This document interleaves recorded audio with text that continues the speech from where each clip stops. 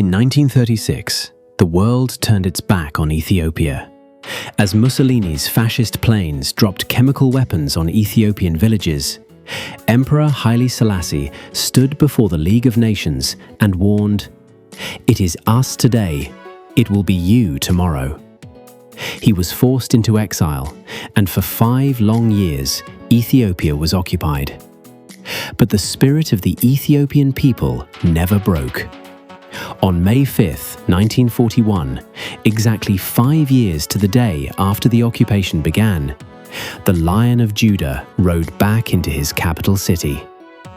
Today, we look at Patriots' Victory Day, the day Ethiopia proved that no matter how dark the night, the dawn of freedom always returns.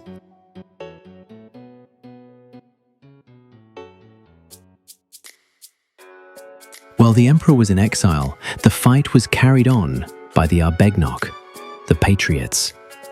These weren't just professional soldiers, they were priests, farmers, and women who took to the mountains to wage a relentless guerrilla war against the Italian occupiers.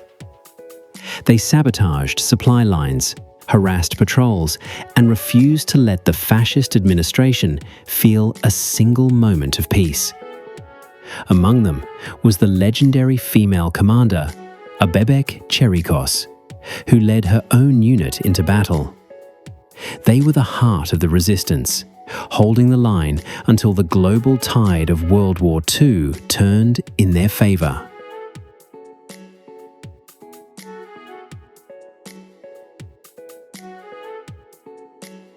By 1941, with the help of British and Allied forces, the Italians were on the run. On May 5th, Haile Selassie crossed the border from Sudan and entered Addis Ababa. The city exploded in joy. People who had lived under the shadow of fascism for 5 years flooded the streets. As the emperor hoisted the Ethiopian flag over his palace, he didn't call for the execution of the captured Italians. Instead, he urged his people to show mercy, famously saying, "Do not return evil for evil." This moment didn't just liberate Ethiopia, it inspired the entire Pan-African movement. It showed every colonized nation in Africa that European empires were not invincible. Today, May 5th is a national holiday in Ethiopia, but its significance reaches far beyond its borders. Addis Ababa is now the diplomatic capital of Africa, housing the headquarters of the African Union. The colors of the Ethiopian flag, green, yellow, and red, were adopted by dozens of other African nations upon their independence as a tribute to Ethiopia's resistance.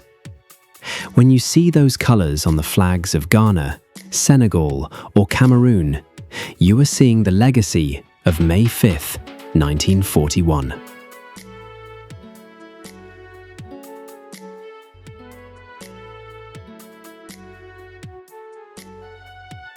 Ethiopia's victory reminds us that sovereignty is not given, it is defended.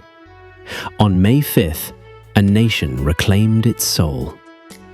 Thanks for joining us for On This Day in Africa. If you're proud of your African heritage, let us know which country's flag you're waving in the comments. Don't forget to subscribe for more stories of African triumph. See you tomorrow.